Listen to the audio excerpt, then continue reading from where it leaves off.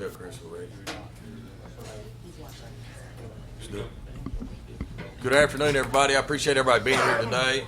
We do have a big group in this room. We have a room downstairs for overflow that has a television so they can watch, and then we also have an area outside as well. I really appreciate everybody being here. At this time, I'd like to call this meeting to order. Clerk Barger, if you will, please call the roll. Master Combs. Here. Master Barger. Here. Master Tudor. Here. Master Botkin. Present. Judge Taylor.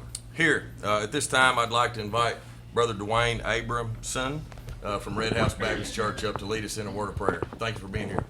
You're welcome. Let's pray. Father, we just thank you that we can come and have discussions and debates. And Father, we thank you for the freedom we have in our nation. Father, we pray we would not take that freedom for granted, but we would see it as a privilege, as an opportunity. And Father, we pray this meeting would be operated with the spirit of unity. And Father, I just thank you for these men and women who you have ordained to lead our community. Father, I pray they would seek your wisdom and your guidance in all the issues they're facing. Father, I pray they would operate with integrity and character. And Father, I pray they would be about seeking your will and not their own will, about seeking your business and your agenda, Father, and fulfilling that. And Lord, just help them to see the roles they in as a role of responsibility. Lord, responsibility to you and responsibility to our community. And Father, may they see the decisions that they make as they impact our community, Father, and they may proceed according to what you desire. And Father, we just thank you for our nation. Thank you for our community. And God, we just ask that your will to be done. And we ask all these things in your name. Amen. Amen. Thank you. Hey, Tom, if you will, lead us in the pledge. Everyone stand, please, and move your hats. I pledge allegiance to the flag of the United States of America and to the republic for which it stands, one nation, under God, indivisible, with liberty and justice for all. seated, please. Thank you, Tom.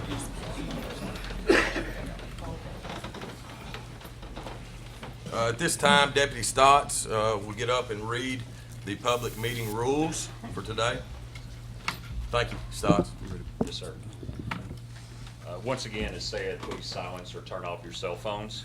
We'll start with the meeting rules. Any individual wishing to speak during the public participation segment shall first register at the check-in table located outside the fiscal courtroom. Upon registering, they shall be given a chronologically distributed number that will serve as their assigned time to speak during the public hearing. When your number is called, the individual wishing to speak shall approach the on-deck sign and wait until called. When instructed, the individual shall turn in their number to the on-deck captain and approach the microphone. They should state their name and address for the record, raise their right hand, and complete the oath. Public comment during the public participation segment of the public hearing shall be limited to 2 minutes per person and 1 comment per person per meeting. An individual's time may not be given or traded to other speakers or reserved for other portions of the meeting. The timekeeper will indicate the start of the time with a green card. It's located behind Magistrate Botkin, Magistrate Tudor. 30-second warning with a yellow card, and the conclusion of the time with a red card.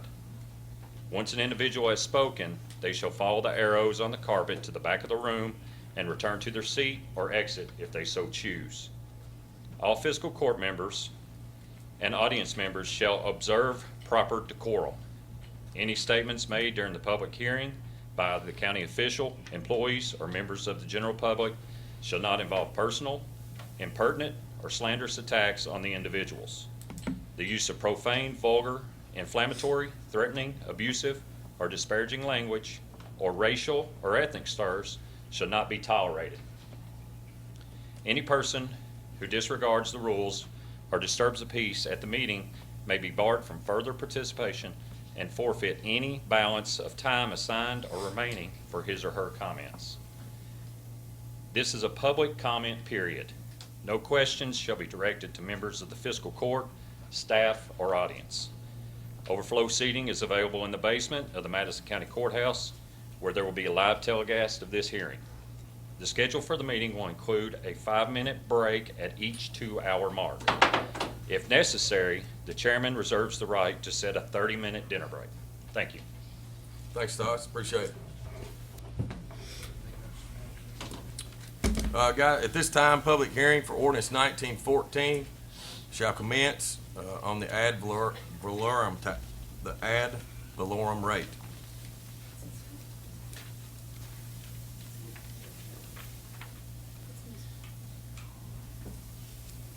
So that, the correct reading is second reading of ordinance 1914. So that would be a misprint on the screen.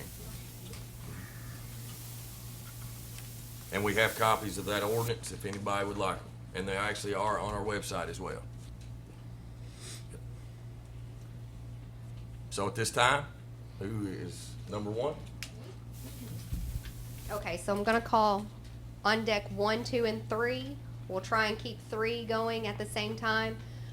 So once 1 gets done, I'll call on 4, and please come up and just stand. Once you're done, you'll walk in front and around to the back, and then you can take your seat, or you can leave if you're done.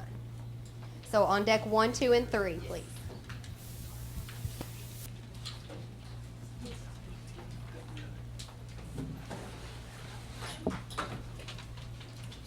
Debbie, we'll let everybody get situated and then we'll start, okay?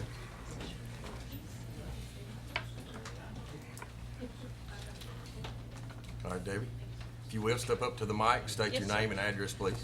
I'm Debbie Vecchio, 204 Crimson Drive, Richmond, Kentucky. If you will, please raise your right hand.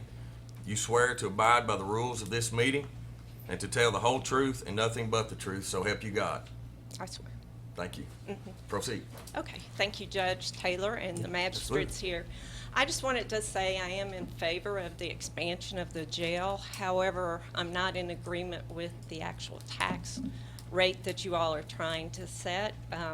I was out of town actually on business, so I didn't hear about the raising of the taxes or the reading of the, that you all voted and agreed upon. So I did ask for information architectural plans, and so I was pointed to Jailer Tussey, and he did send me the conceptual plans. So anyway, basically it wasn't until the September 3rd meeting that I didn't realize that we were looking, or it was being proposed that our jail would be set up to house federal prisoners. On chart, I guess 23 was where you all had to increase the bed count from 600 to 842 beds for federal inmate revenue. And then there was state inmate revenue as well. So on your chart 31, it actually showed the revenue that would be gained by doing this. But I think we need to kind of look at this from an income standpoint. Basically, where you look at the expenses, you take out the expenses versus the revenue.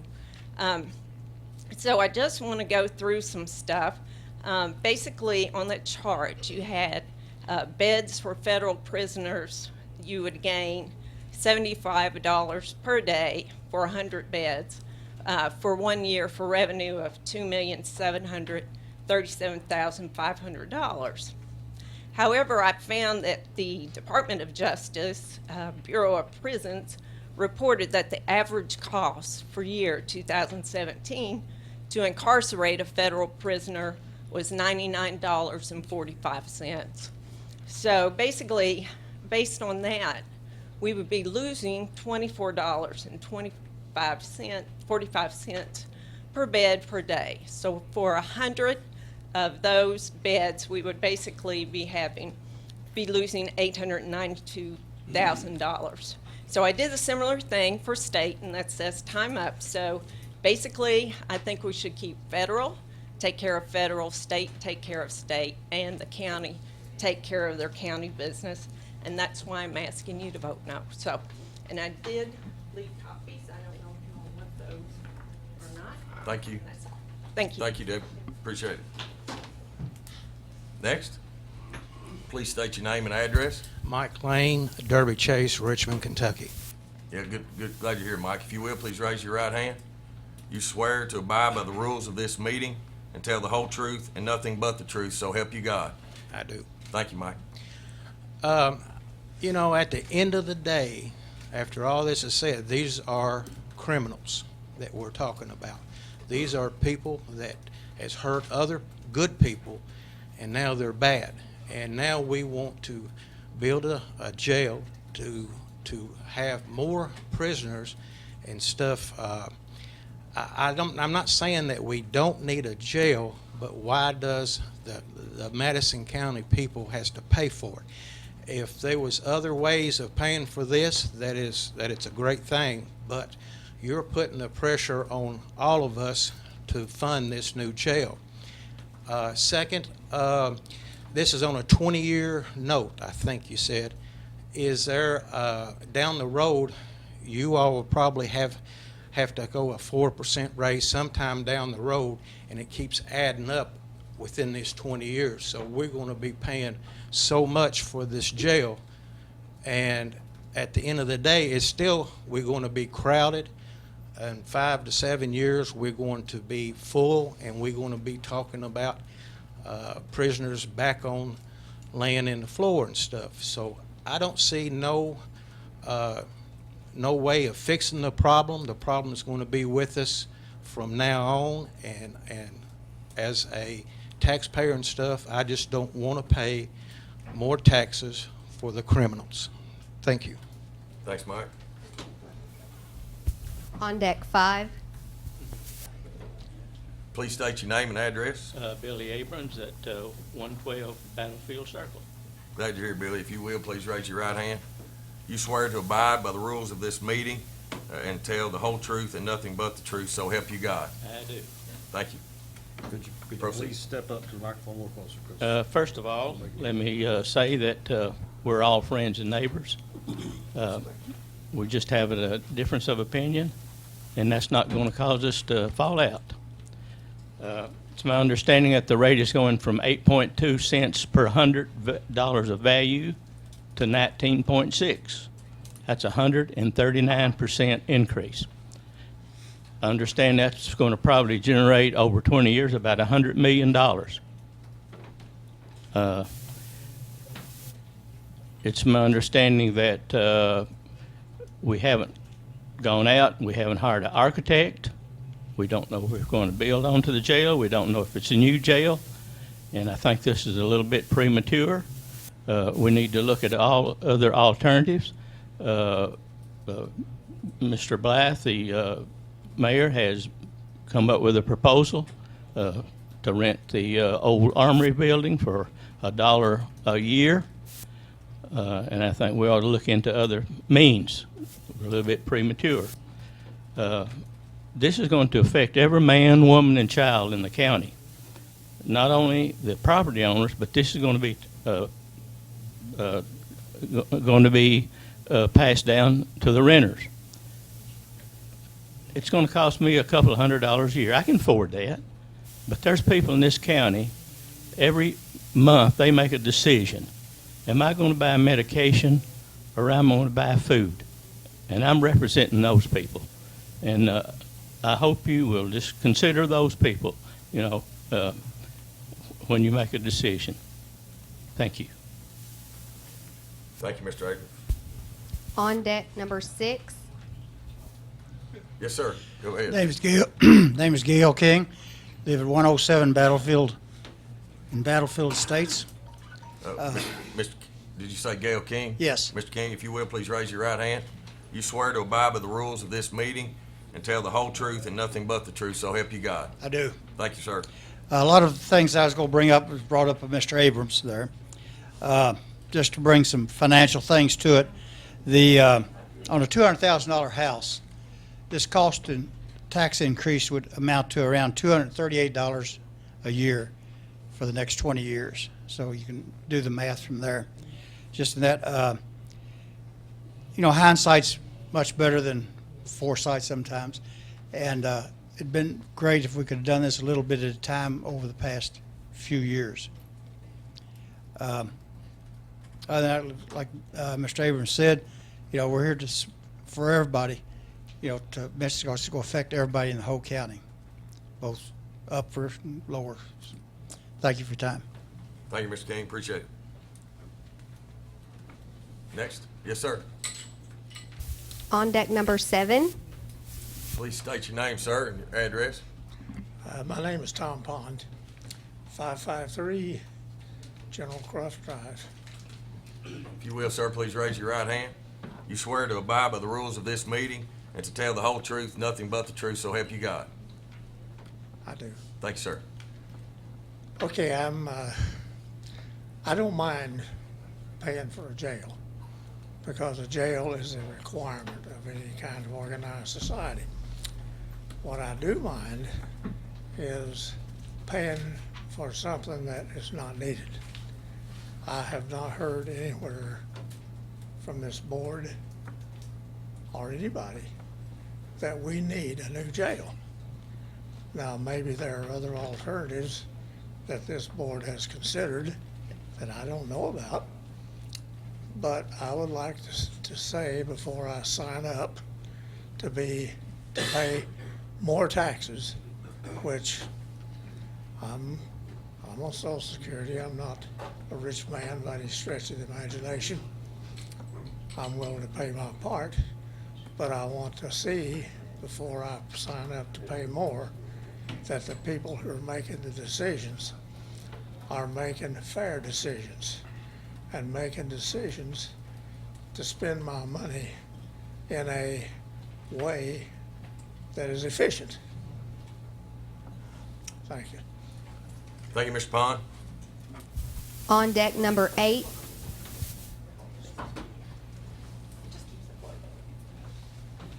Come on up, Mr. Bingham. Please state your name and address.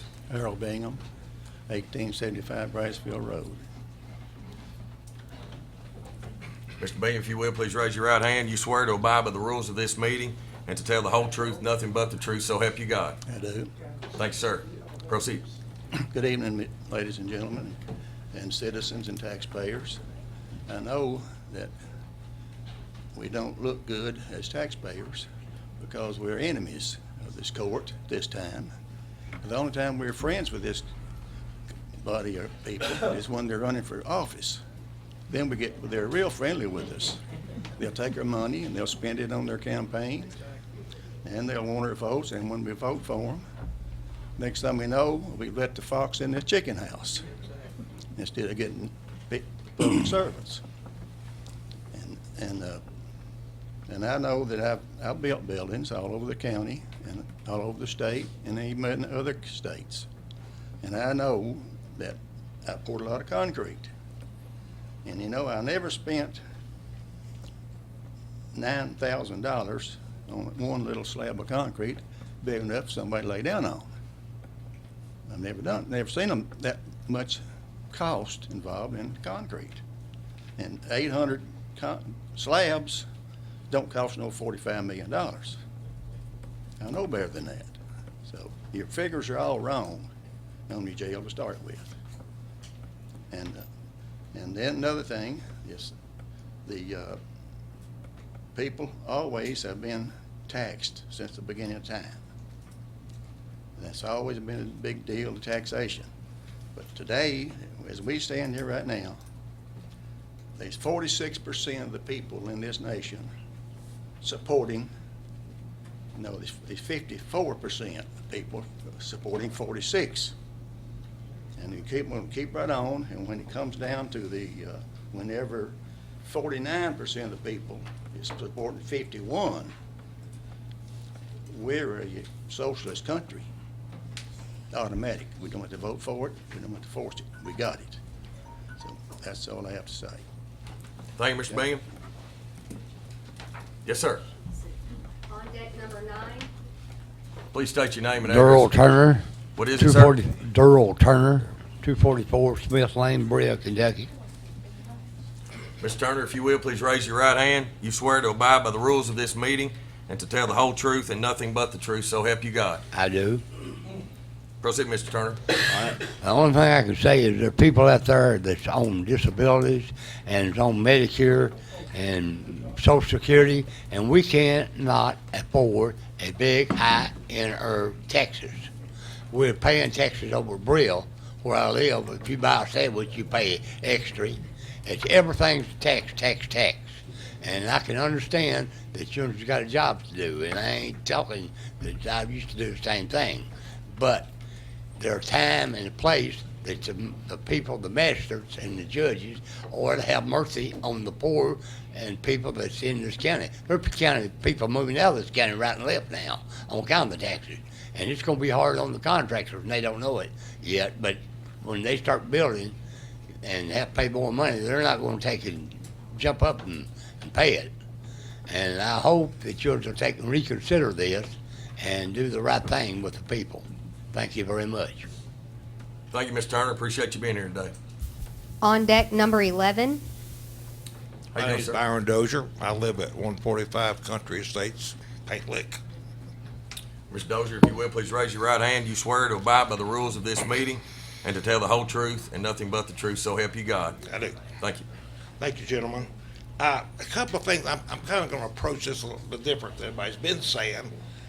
Mr. Turner had a good point, that, and I'll get to that in a minute, but at the last our town hall meeting, Mr. Tussey was asked how many people in jail are bonded or they can't afford to bond to get out. It was most of them, I think, was your answer. And I think unless the judiciary stands up, and somebody else town meeting says we're planning to fail. I mean, until the judiciary steps up, until these Rockhouse County is always releasing these guys down there that are not kind of innocent until proven guilty, thought that we're not going to solve any questions. And as Mr. Turner just said, people can't afford this additional $170, $200 tax. And I don't know, this is a thought I had, and maybe it's you guys have already thought of this. Does it, like Medicare or Social Security, does everybody have to be taxed in the sense of if you're below the poverty level on Social Security, could that now be addressed?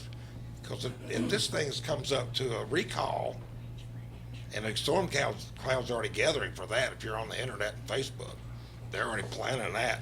This is going to turn into a mess unless you can give us some kind of relief to placate people a little bit.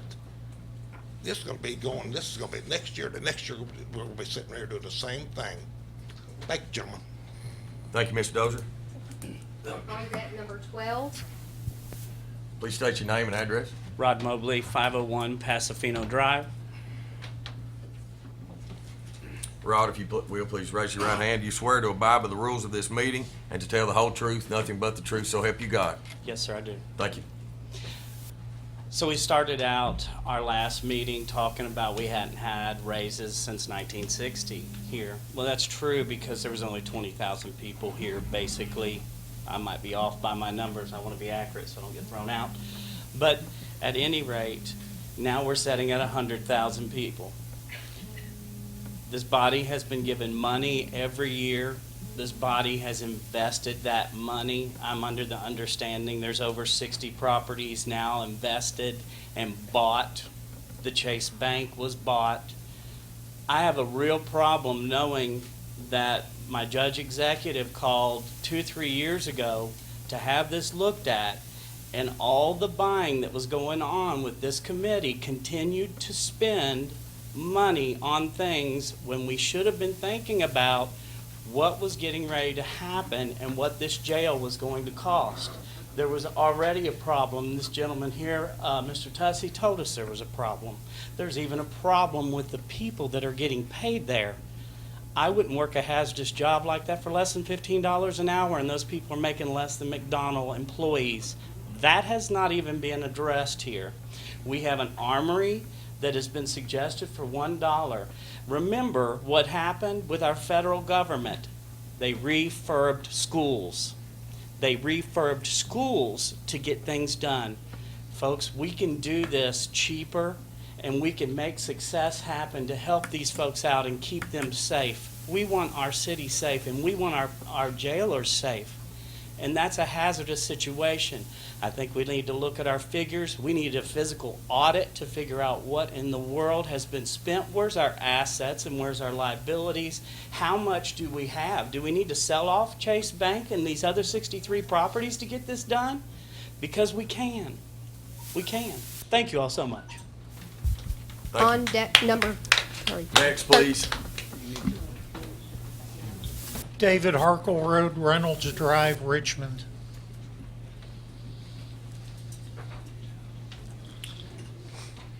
Yes, Yes, Mr. Harkleroad, please raise your right hand. You swear to abide by the rules of this meeting and to tell the whole truth and nothing but the truth, so help you God. Yes, sir, I do. Thank you. Glad you're here.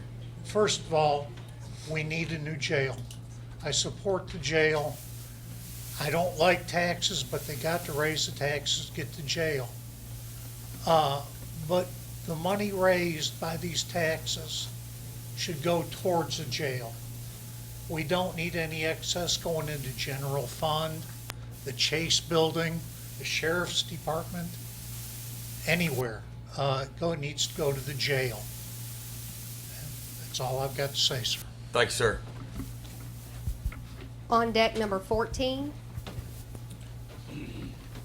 Tom, if you will, please say your name. Where Tom you live. Jones, Battlefield Memorial Highway.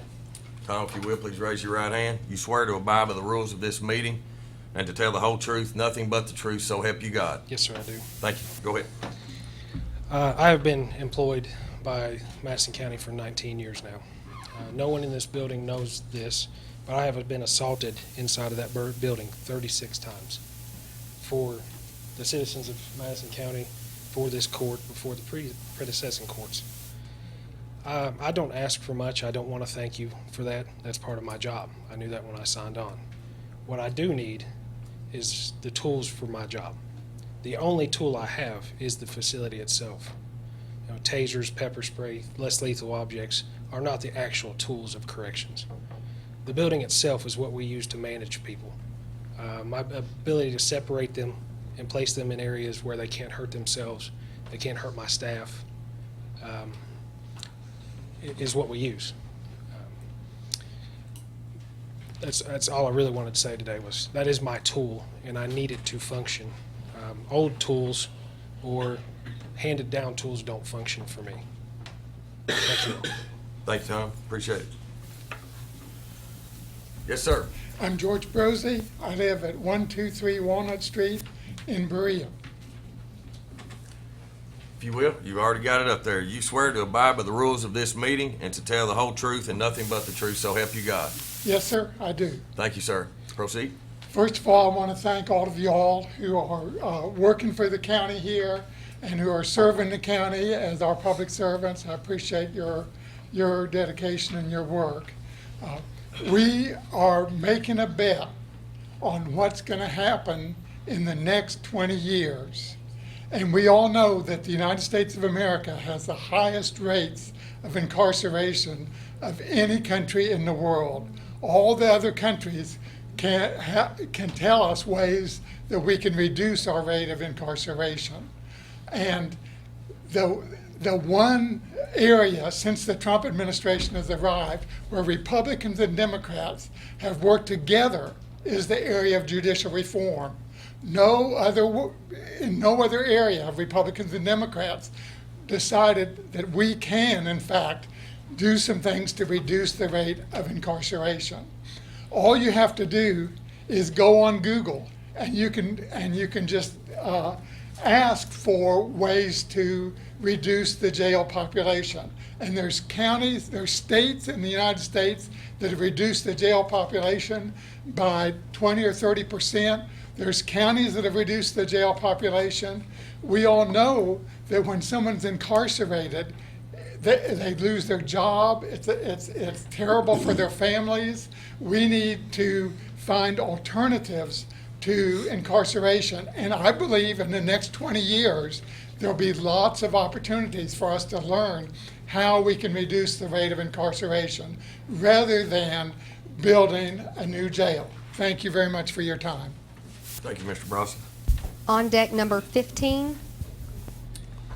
Hi, buddy. Hello. Please state your name and address. Terry Day, 2506 Pleasant View Way, Richmond. Yeah, Terry, if you will, please raise your right hand. You swear to abide by the rules of this meeting and to tell the whole truth and nothing but the truth, so help you God. I do. Thank you. Proceed. Pretty simple. I do want to say something to start. Some people kind of understandably think the increases, for just the criminals make the jail better for them. It is make it safer for staff too, like the one gentleman mentioned earlier. I'm a retiree from the Federal Bureau of Prisons, so, it isn't just for inmates, it is for the staff that work there too. Having said that, I think a lot of people realize we do need to increase. We do need to do something for the jail, to the jail. It's just the amount And whether that's because we put it off in the past, whatever, very few taxing districts at any level have done 139% increase in anything without getting a lot of pushback, which I'm sure you guys probably expected. So it's my problem is with the amount, not with having an increase per se. And my other question, which we're not doing questions, but my other problem is last time we tried to do one insurance, I believe, and it seems to be always on the property owners. We do have an occupational license fee, so maybe we could do a little bit on property taxes and a little bit on the fee. And there may be a reason we can't do that. I don't know. But it's a service for all the citizens, not just the property owners. So maybe we could spread the wealth a little bit. That's all I've got to say. Thank you, Terry. On deck number 16. Yes, ma'am. My name is Cindy Sharp. I'm at 146 General Claiborne in Richmond. Yes, ma'am. If you would, please raise your right hand. You swear to abide by the rules of this meeting and to tell the whole truth, nothing but the truth, so help you God. Yes, sir. Thank you. I feel that this board should look to the budgets that they have and work within those budgets, just like in real life. Individuals who have the responsibility of a family, if their family increases and they need to increase the size of their home, they have to work within their budget to put aside monies so they can plan to increase that size that they need.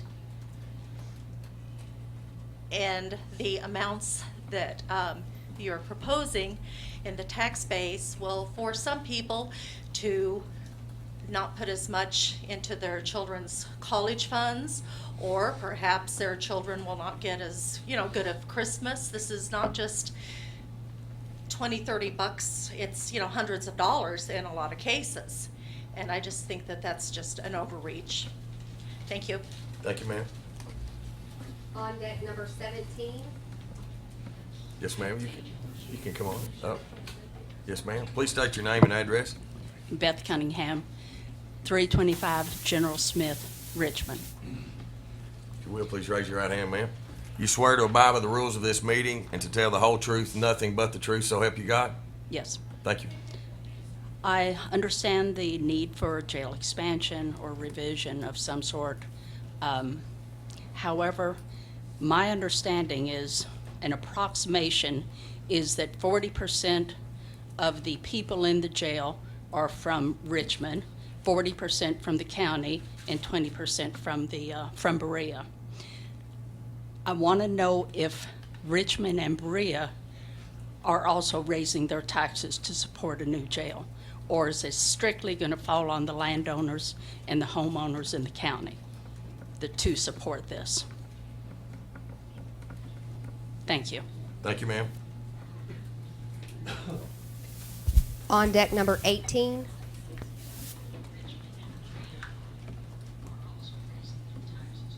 Hello, John Coffey. I live at 315 Timothy Way, Richmond, Kentucky. You swear to abide by the rules of this meeting and to tell the whole truth, nothing but the truth, so help you God? I do, yes, sir. Thank you, Mr. Coffey. Go ahead. Judge Taylor, I'd like to say I appreciate all the conversation that I've had with your group and the city.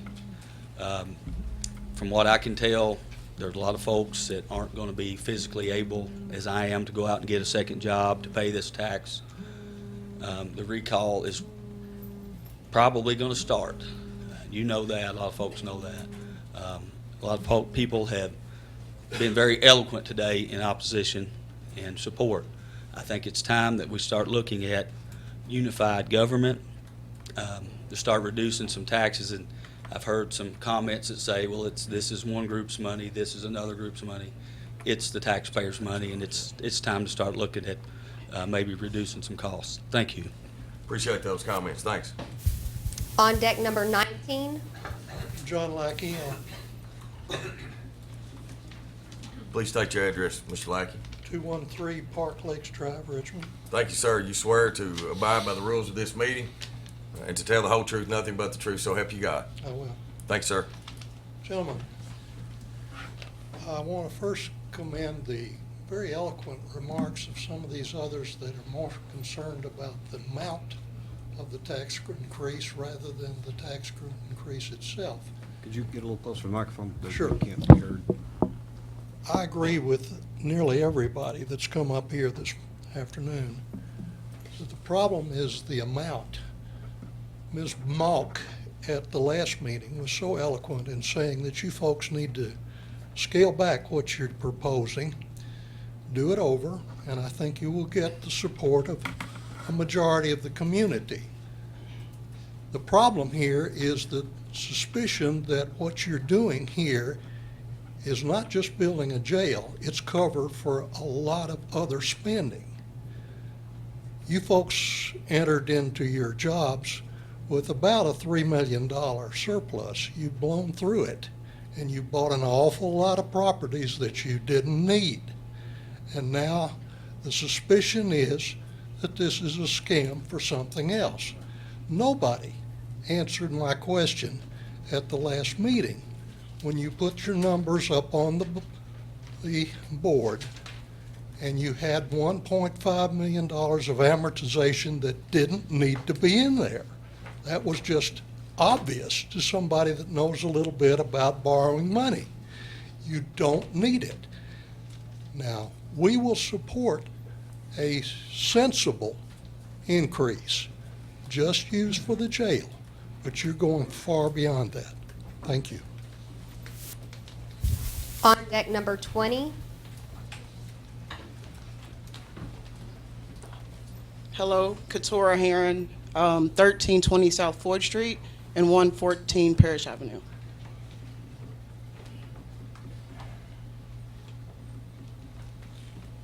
You swear to abide by the rules of this meeting and to tell the whole truth, nothing but the truth, so help you God? Yes. Thank you. Appreciate Thank you being you. here. Like I said, my name is Couture Herren, and I am originally born and raised here in Madison County.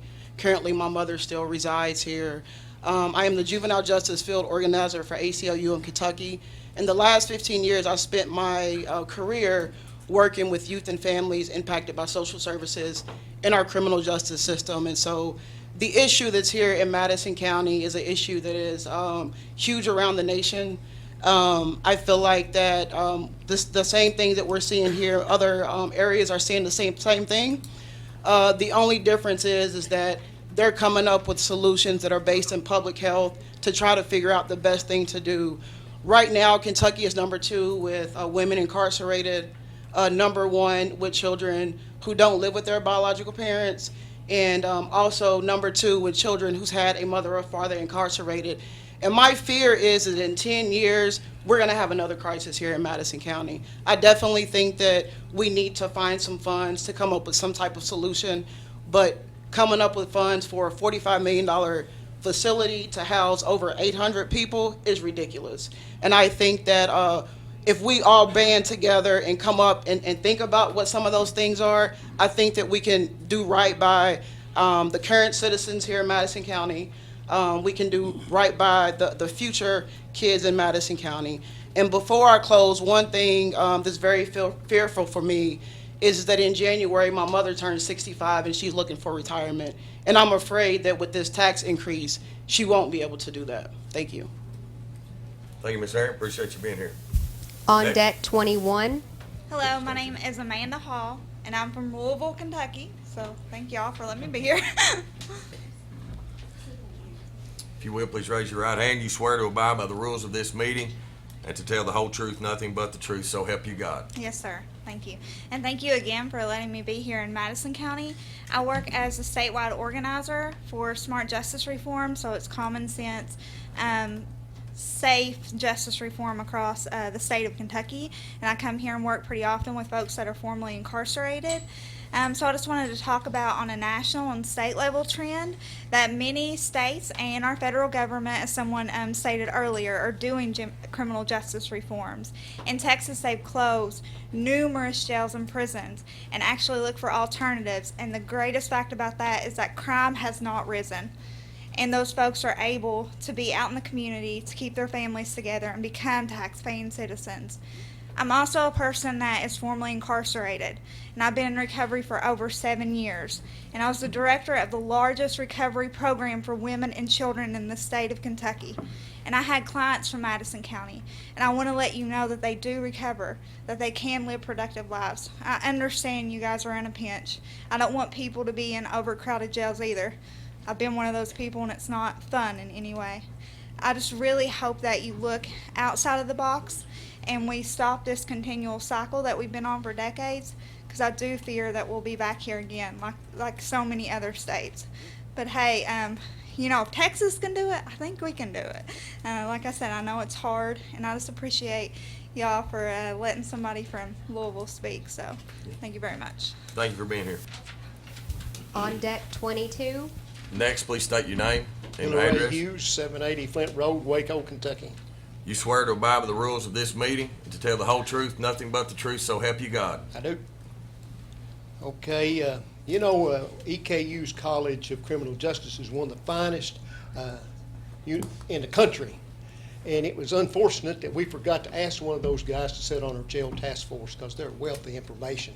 But anyway, I know that they do provide a lot of information, because that's where the cutting edge thinking is on incarceration, because it's already been mentioned that United States incarcerates 5 times as many people as percentage of population as most of the rest of the civilized world, and Kentucky even leads the nation. We're one of the most incarcerating states in the country.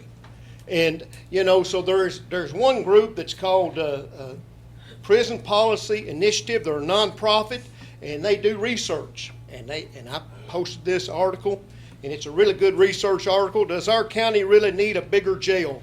And they had 6 questions, 6 approaches that you could take, 6 avenues that you'd look at to analyze whether you really needed a jail. And I'm going to just mention a couple of them.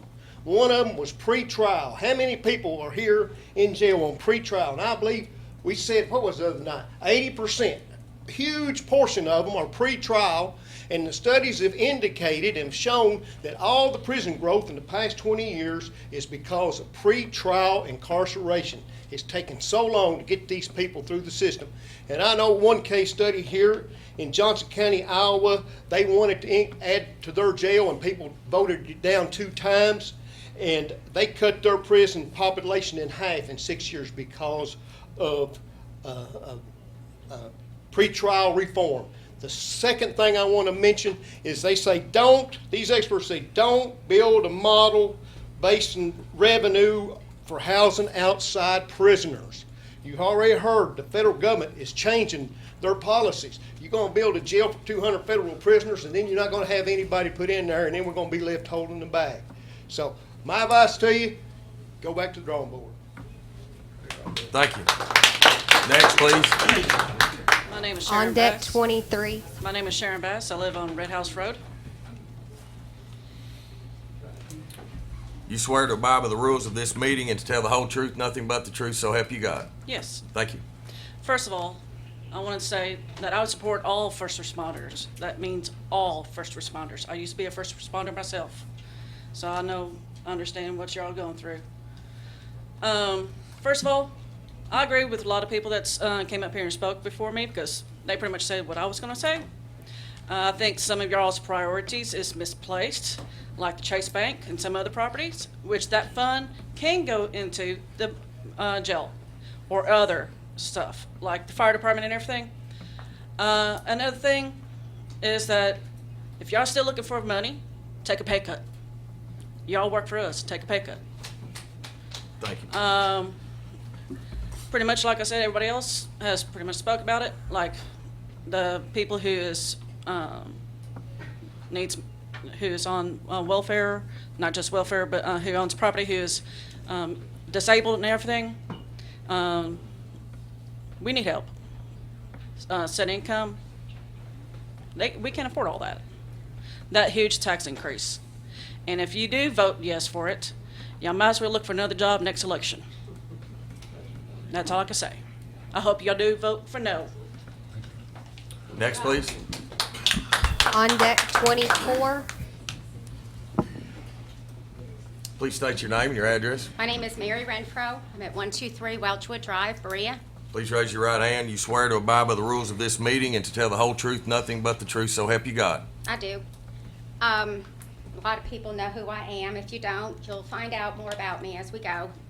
I say no to raising taxes. I know you all have made up your minds before you even came in here. I've spoke to numbers of you, and you all have decided what you're going to do, and it's not what we want you to do.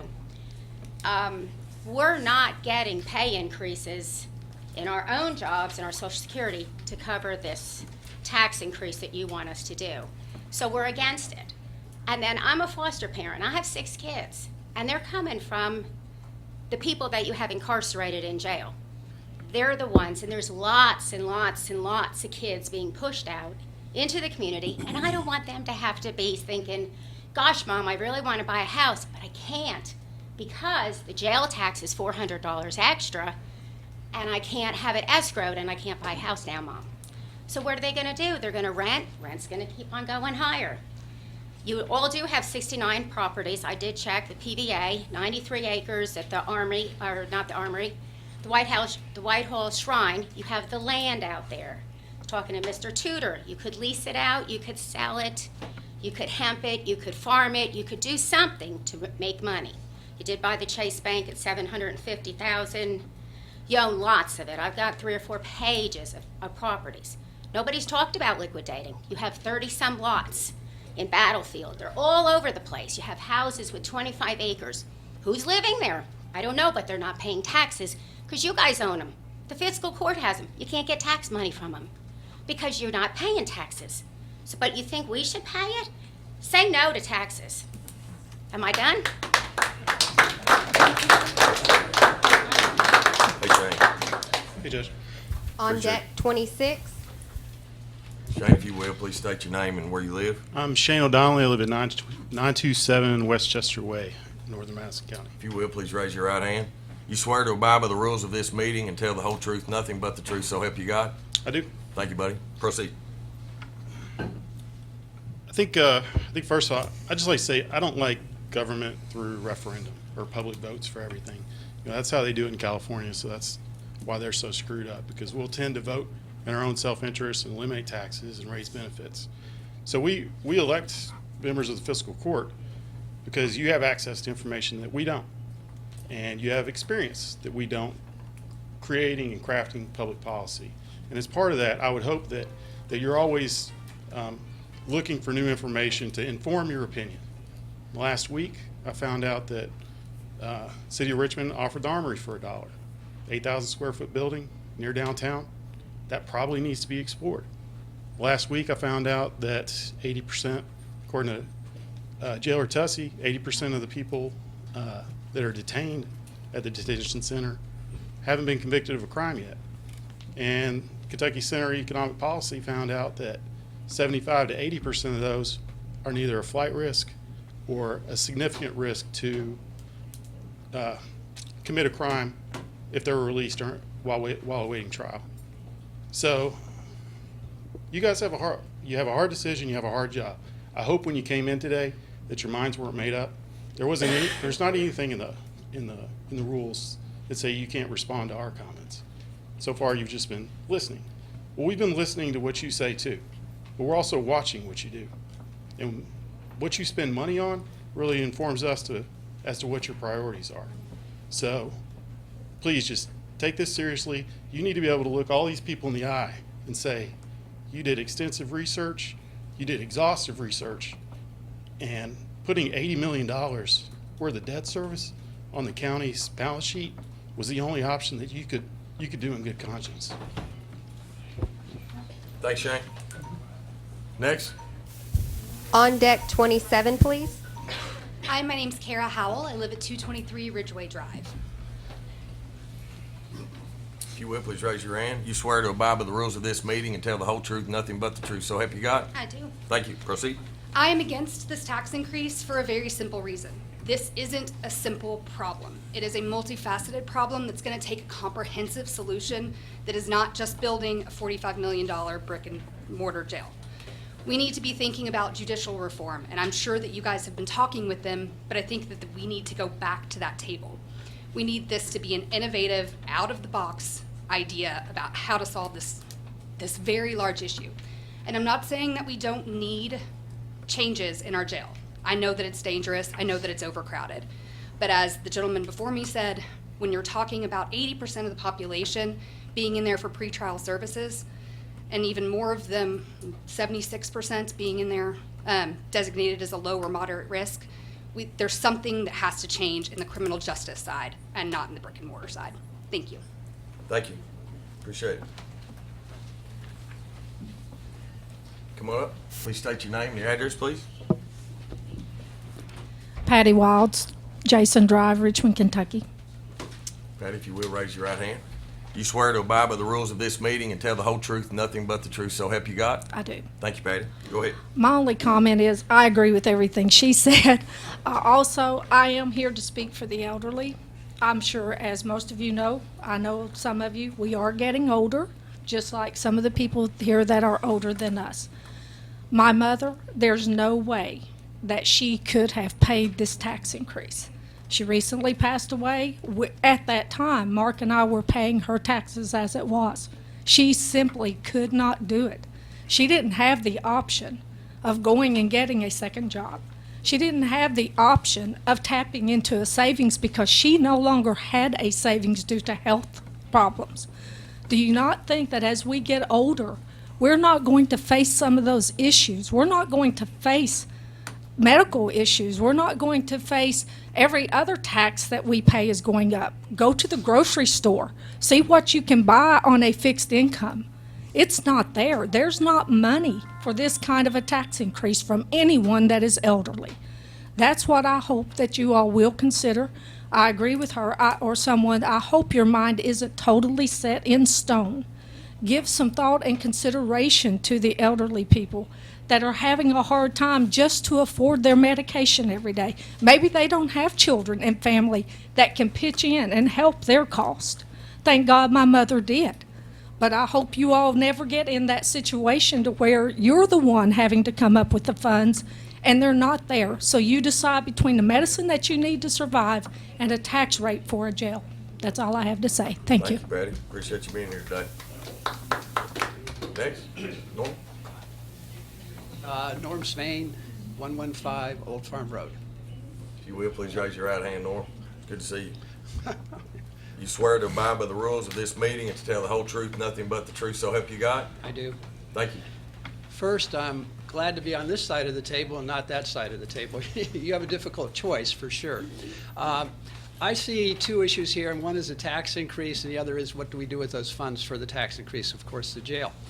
With the tax increase, I recognize, much as people have said today, that costs are going up, their costs are going up, but so are the costs of the community, and so are the costs of the government agency. So I perceive that I would support a reasonable tax increase. There's no doubt about that, and I think there's a necessity, which brings us to the issue of the jail.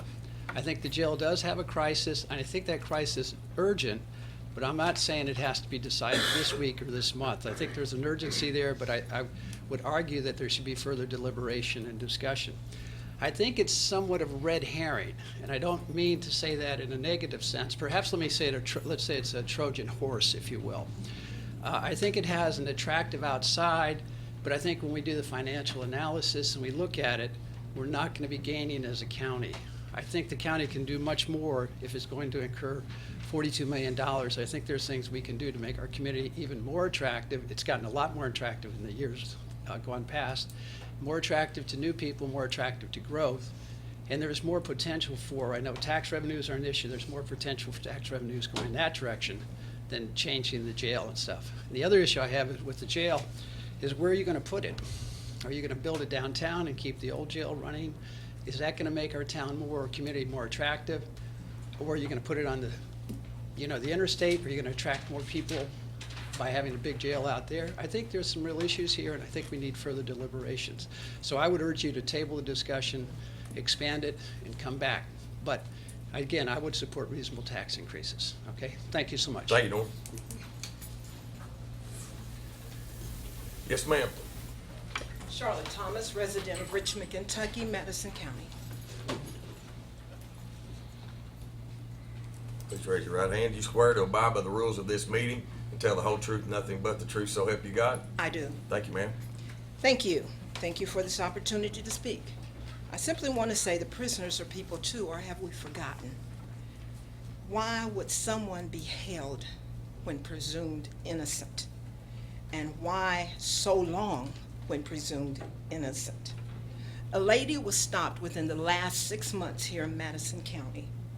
She was arrested with a misdemeanor because the amount of possession that she had was not enough to consider it a felony.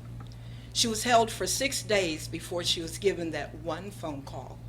That 6 days led to her being incarcerated for a few months, lost her job, she lost her home. And when she got out, feeling helpless as she did, she was able to get Social Security, but she figured, I'm already struggling.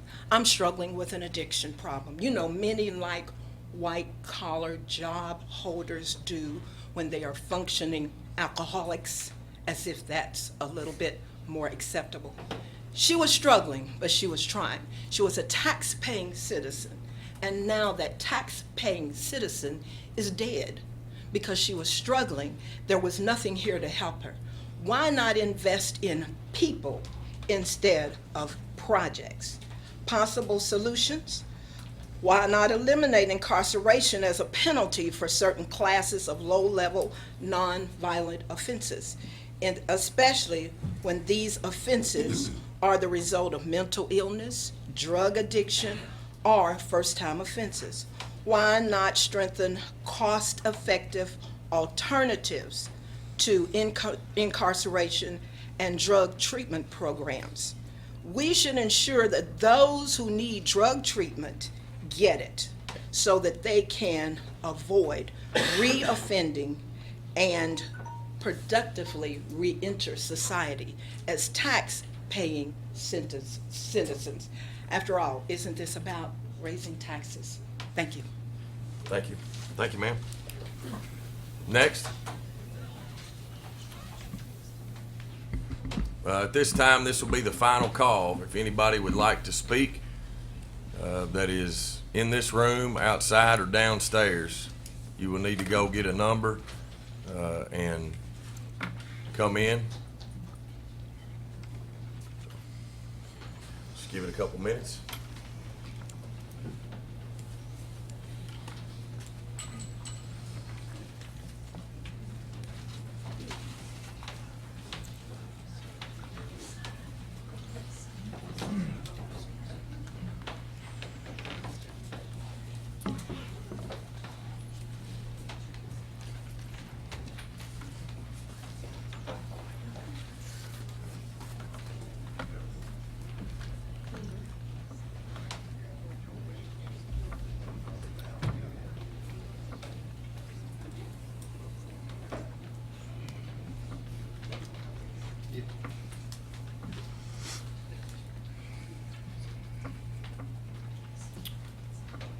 All right. Seeing none, the public hearing. Oh, we got one? Okay. Sorry.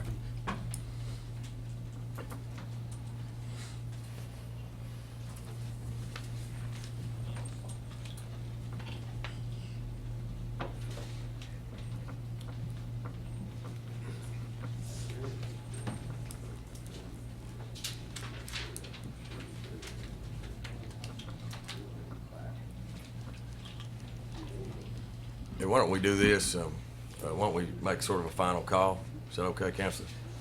If your name's not on the list by 3 o'clock, is that okay? Just to give everybody time? So if you... So at this time, we're gonna have a final call to register on the list, and that'll be at 3 o'clock. Yes, sir. Hello, how are you? My name's Devon. I live at 348 Sweetgrass Way, Richmond. Sir, if you will, please raise your right hand. You swear to abide by the rules of this meeting and tell the whole truth, nothing but the truth, so help you God. I do. Thank you, sir. I only have a couple of comments. First of all, 139% increase is dramatic. Any of y'all's been in business, how many of you all would like to have a 139% increase on one bill? I mean, that's not doable. And secondly, why is it always the property owners who have to bear the burden of most of the tax increases? Have y'all thought about a use tax or something else that everybody pays instead of just the property owners? I mean, most property owners, like my taxes are about $2,500. and I'm on Social Security, and I get a reduced rate. So you're talking about this on a $300,000 house or so. That's a tremendous burden for anybody, including myself. So I would just like for you all to think about this. As 139% in anything increase is very difficult for anybody to maintain. So thank you. Thank you, sir. Appreciate it. Next.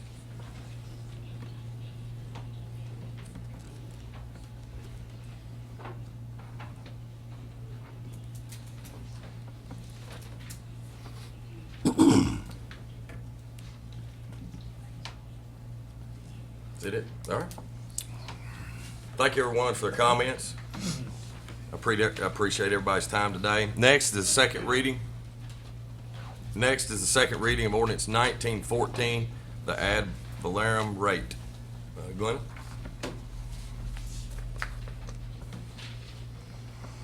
Madison County Fiscal Court, Madison County, Kentucky, Ordinance 19-14, an ordinance relating to the ad valorem tax for Madison County, Kentucky.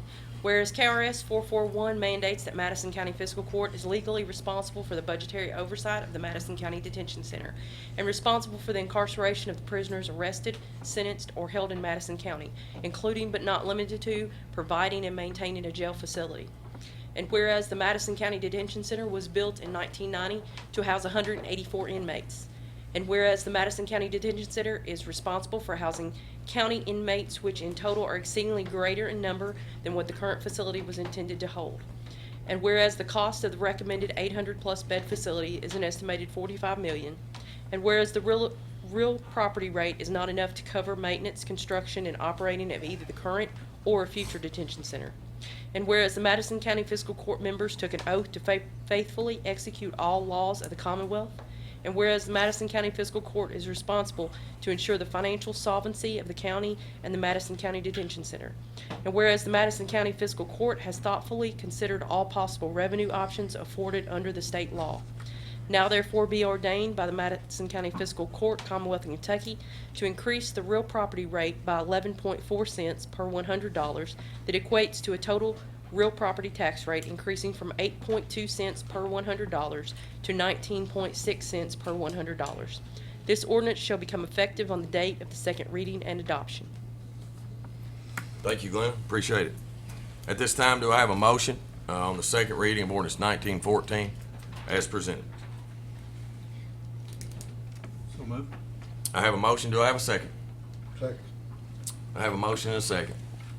Do we have any discussion? Judge, I got a comment I'd like to read. To the Sure. audience. In 2010, the then fiscal court realized there was a problem. They recognized that our jail had become overcrowded and needed to be acted on. In 2012, plans were drawn up to build onto the existing jail. However, plans were brought to a halt and nothing was done.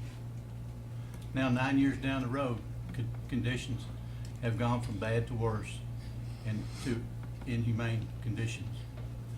It is past time to act. In 2015, a jail task force was formed.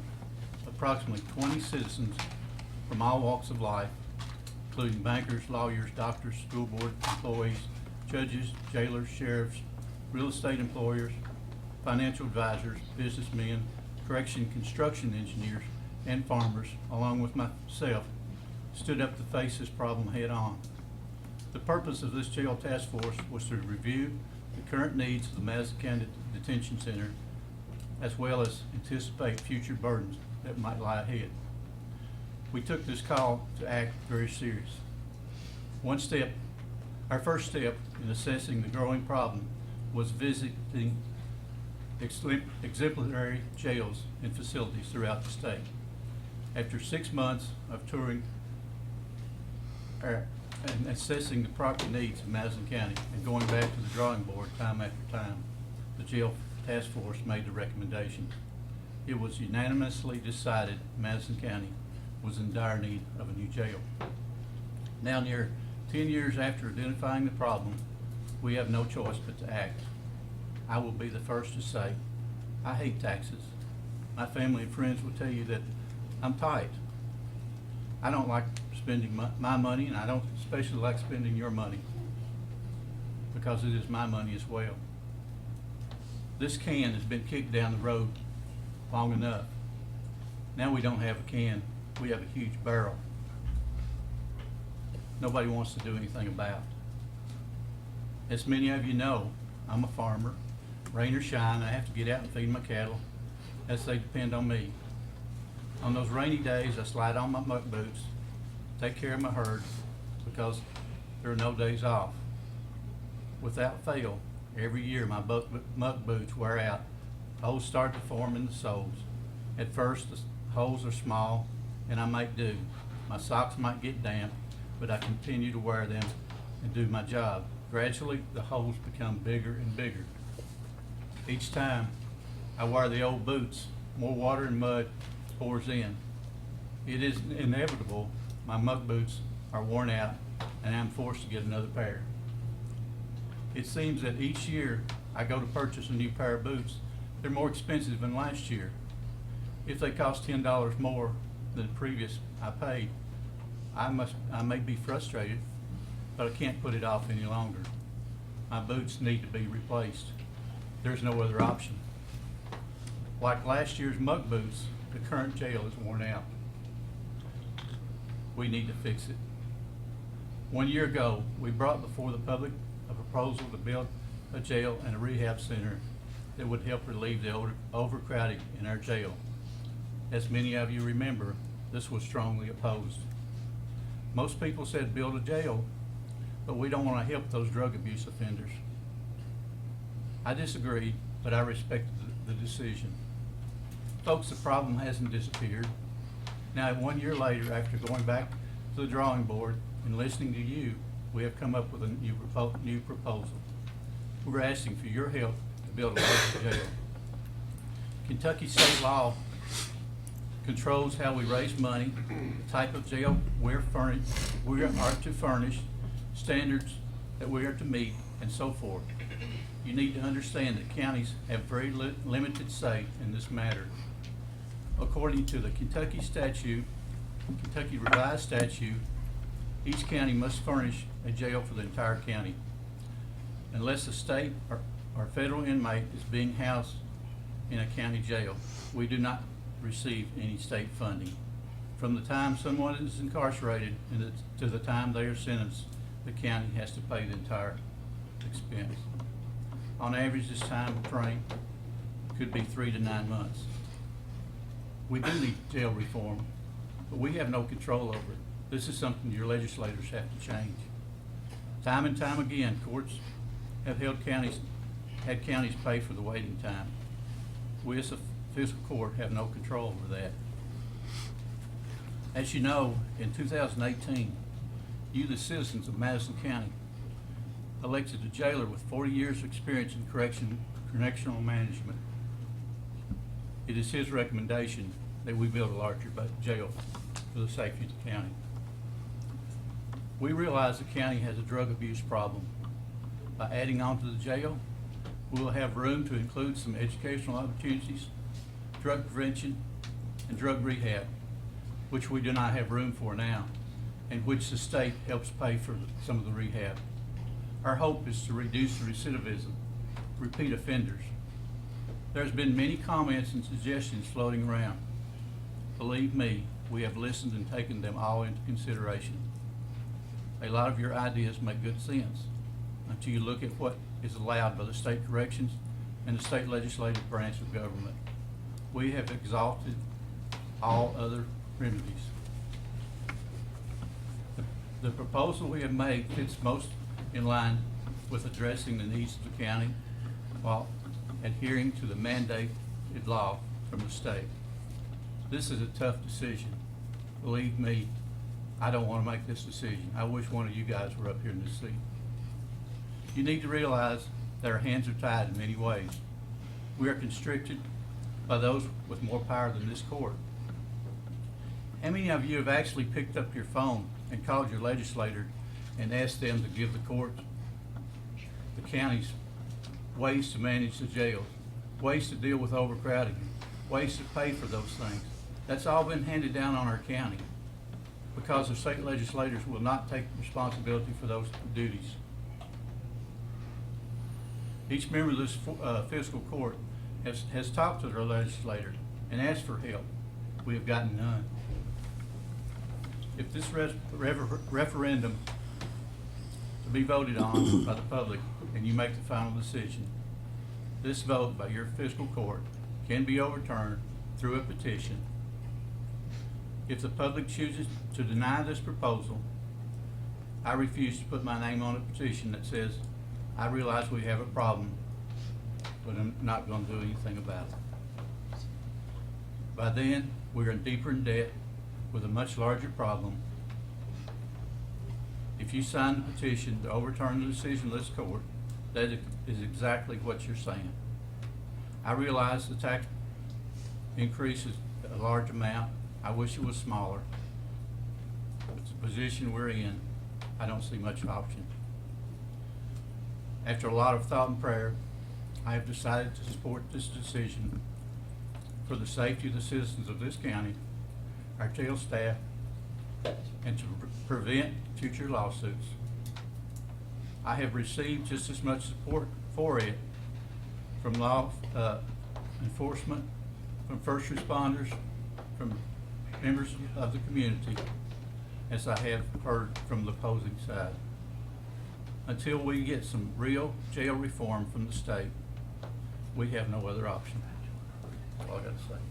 Thank you, John. Anybody else? Yeah, I want to say a few things. Larry, you want to go ahead? Well, Larry? no, you can go ahead. I mean, mine's just gonna be really short. I didn't write anything down. I'll be the first master up here to admit that, we need some help at the jail. And I'll be the first to admit that. Don't get me wrong. I've been here 38 and a half years. The judge knows, and all the other masters, probably all you all know. I've never voted for a tax increase. I could have voted for a smaller one this year, but I can't vote for this one because it's too high. It's gonna put some people in tough shape. If my mom and daddy was alive today, bless their heart, I hope you're in heaven, they couldn't pay it because Dad had 2 farms. He couldn't pay it, and the kids would have to pay it. Same way with you all. Some of the kids is gonna have to pitch in and help pay it. And I don't like that. You know, we all try to stand on our own, but sometimes we fall short. And I want to do more for the jail. Don't get me wrong. I want to do more, but I'm not going to do this just to say we done something. Because I think y'all had a lot of good questions, and I appreciate that. I got them every one wrote down. So I appreciate that. And, you know, let's still remain friends. That's all I can ask. Thanks, Larry. Appreciate it. Tom? Well, first of all, I just want to thank everyone for coming today. I want to thank everyone who called. I want to thank everyone who texted. I want to thank everyone who sent emails. I want to thank everyone who responded in some way or another, even if it was just your own comments back and forth on social media. Your input's appreciated. Your input's listened to. I tried to respond to as many as I could. I didn't get to respond to everyone. Through those venues, we saw and heard and accepted a lot of suggestions. And I'll just tell you that all of those things are not taken lightly. I heard a lot of things here today that was not taken lightly.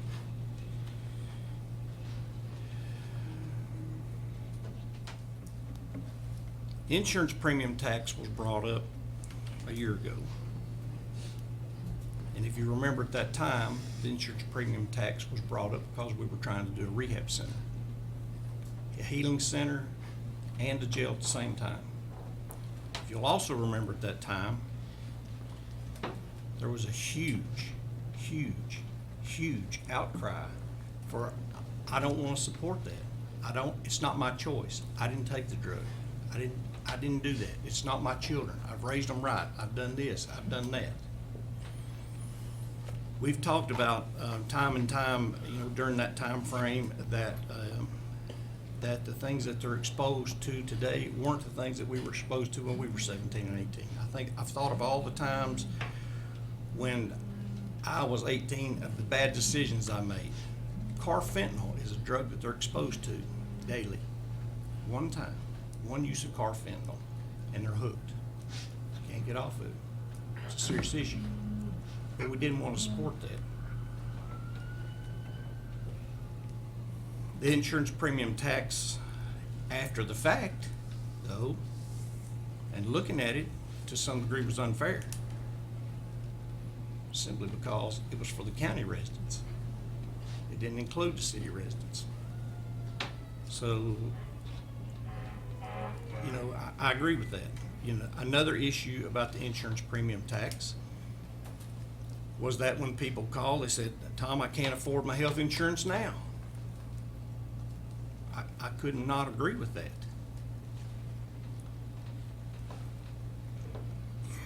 Property tax is fair for everyone. Whether in your city, whether in the county, Brea, Richmond, pay property tax. I heard in the social media, renters don't pay. No, but the person who owns that building pays.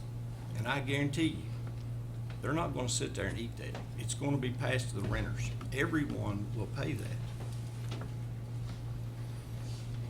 DOC sets the standards and conditions for and the jailer's got to comply with that. Health, life, safety standards, federal civil rights laws, they dictate the treatment of people, including prisoners. Close the jail. Judge, I don't know if you remember this, the first year we was in office. I come and said, Judge, why don't we just close the jail? Why don't we just bid that and contract that out? You remember that conversation? Right now today, last Thursday, Thursday 2 weeks ago, we let a contract with Grant County. That contract was for $38 a day to house our prisoners up there, plus medical, dental, eye care. If they have to have any of those, we pay the bill for that. We pay their guard $45 an hour to go with that until our guard can get up there with them, plus transportation cost. Just using that figure from September 3rd in the briefing that they had up at Eastern, on that day, Steve reported we had 558 prisoners in the Madison County care. If you took Grant County's figure, and let's forget Grant County's figure, if you took just the average, which was $32 is what our average is that we're paying for prisoners. 32 times 558 is $17,856 a day. Times 356 is $6,517,444 a year. The proposed tax, although nobody likes it, I don't like it. We're only talking about a bond payment of $4 million a year. At the 550 at the Grant County rate, those same figures would add up to $7,739,000 a year. I don't know. I don't like it. But I want to tell you, up at Eastern, I heard this over and over again, and I'm not beating this to death, but person after person after person after person after person after person came to that microphone and told us that we were not addressing the issue, that it was a mental problem, that it was a substance abuse problem, that we weren't looking at the addicts. I said a year ago, you couldn't build enough jails to put everybody in that needs to go to jail. Does anybody remember that? I said it repeatedly, yet here we are today, faced with having to build a jail.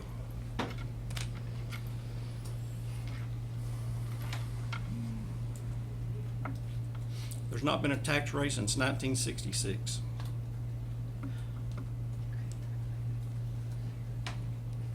There's a whole lot of people in Madison County who's never had a tax raise in their life. Does that make it right? No. Does it make it wrong? No. But here's what I struggle with.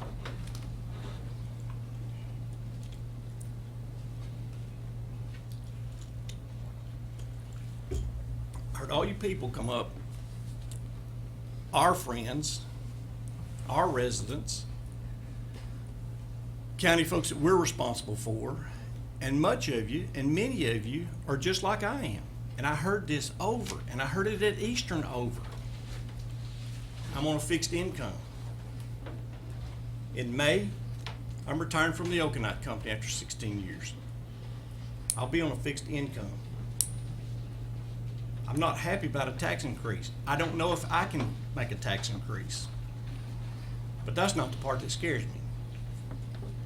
The part that scares me is this tax increase, if it goes through, would also be on my 81-year-old mother. She can't afford that. Who's going to pay that tax? So now I have to pay my own tax, plus I'll have to pay her tax if it goes through. I'm not happy about that. I don't know if I can even do that.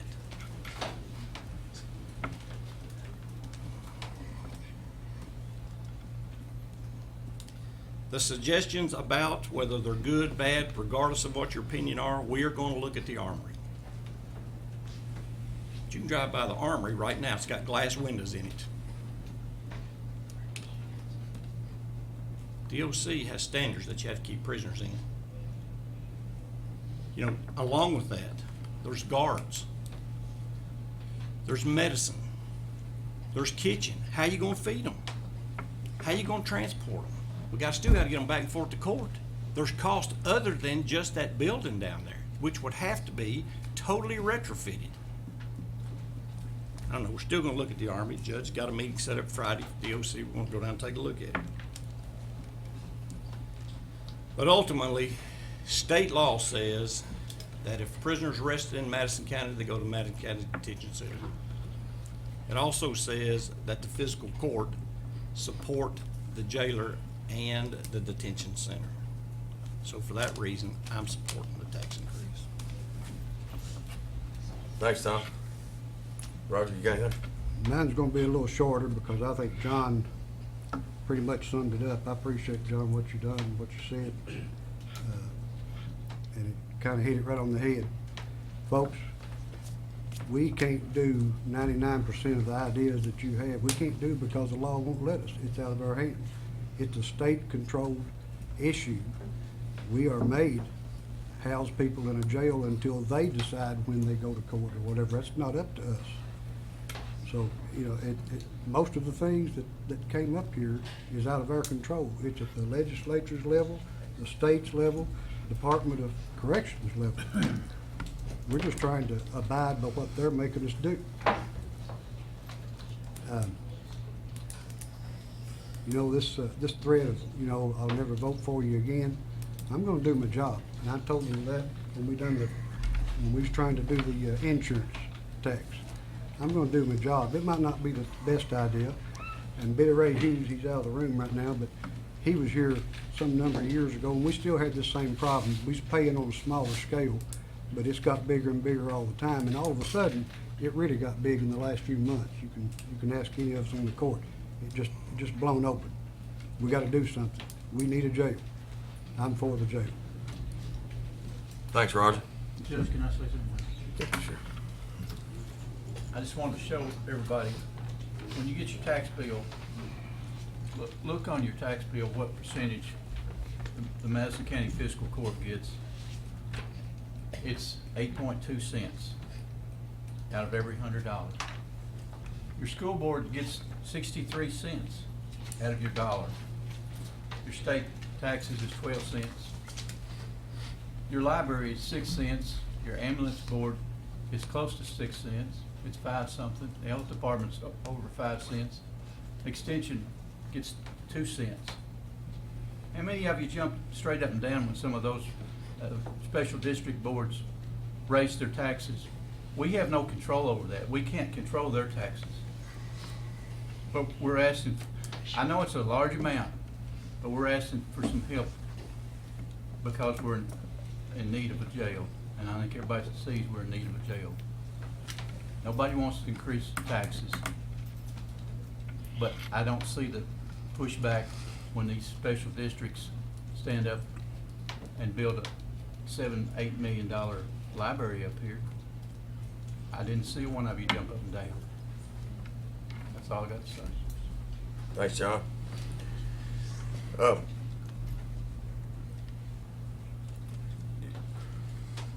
I take a lot of pride. I take a lot of pride in being in this seat. It's a tough seat to be in. But I felt called in 2013 to run for this position, to make this a better place to be in. And I take offense a lot of times to speculation. Speculation, perceptions that are false. And then people that have the nerve to get up in an open public meeting and perceive false information. I pride myself in doing what's right for people. My mom and dad raised me that way. And if anybody in this room thinks that I'm up here for self-interest, you've got another thing coming, and that's the first thing that you've done in your mind is perceive me in a wrong way. To sit there and speculate that we've been wasteful in the 4.5 years that we've been here, that this court's been here. Now, if you have that perception prior to this court, I will not argue with you one way or the other. But to treat this court like we've spent money wrong is wrong. And I'm just going to give a few examples because I think that it needs to put it to rest. This family court building over here that we had to buy because we were losing money. Losing money. Not for a deal that we did, but a deal prior to that. We were on the hook to spend $7 million. And I want everybody, this is on record, we were on the hook to spend $7 million in lease payments over the next 14 years on that family court building. And at the end of that 14 years, we would have owned nothing. And that does not count the maintenance and expense that we would have had to pay. That was part of the lease agreement. And I went to buy that building from the owners because I knew in the long run that it was a better decision for this county and for the taxpayers. And we are going to spend $8 million on that building, and it will be paid for in 15 years. And we own it. This county, the taxpayers owns it. And we own it. And you know what? Our local tax dollars are not even paying for it. The AOC is paying a lease to that building that makes the bond payment. Now, for all those people out there that say that during campaign time that we come around and, you know, we want this and want that. I never asked one person for money when I ran. Not one person. Because I'm proud of who I am. I'm proud of what I stand for.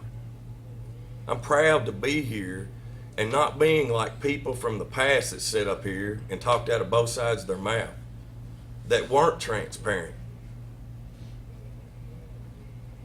And so I do take offense. I am always making decisions that better this county government, better the city governments, and to better the taxpayers of this community. And I've been trying to tell a story for 4.5 years. One of the things I wrote down on my paper that I wanted to make sure that I said is that it's unfortunate. It is totally unfortunate that it takes a tax increase to bring awareness to a serious problem that's been going on in this community well before we all sat here together. And it's also unfortunate that citizens of this county don't know any more about the local government and how it works than they do. You know, it's sad that we have to sit here, and I've told many people over the last few weeks as I've gotten cussed out over the phone, as I've gotten talked about, if people won't call me to ask me the truth. But I said, you know, we've got a double-edged sword getting swung at us. And we're just trying to figure out which side's the dullest to get hit with. Because it does not matter what we decide here today. It's wrong for us. And I wish that it would bring some awareness to you guys that we've done what we've done. That there is a true need. And this process that we're going about it is the democratic process that has been set forth by the KRS. And we're going to vote here today. And there's a way for us to still do what the community wants us to do. And that's the majority of the community. If this vote here today is yes, there's a petition. If that petition is signed, it goes on the ballot. But I would encourage you, whether you're for it or against it, to 100% know the facts before you start speculating about what we do on a daily basis and what you elected us to do. At this time, I think it's time for a roll call. Clerk Barger, if you will, please call the roll. Master Barger?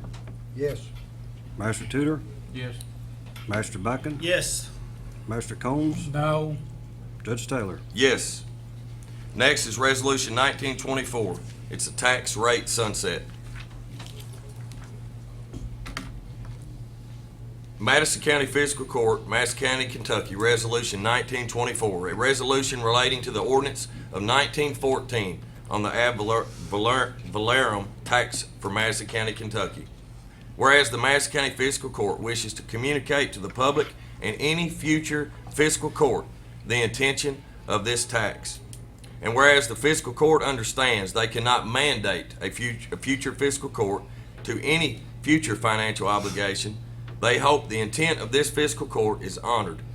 And whereas the rate increase is intended solely for the construction and operation of the Madison County Detention Center, and whereas at the conclusion of the construction bond, the Madison County Fiscal Court wishes the rate would be reduced to only cover the operating expenses for the detention center.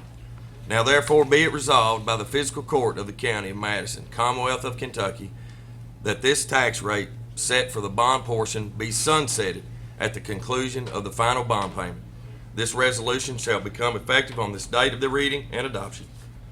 I need a motion and a second to approve the resolution 1924 on the tax rate sunset.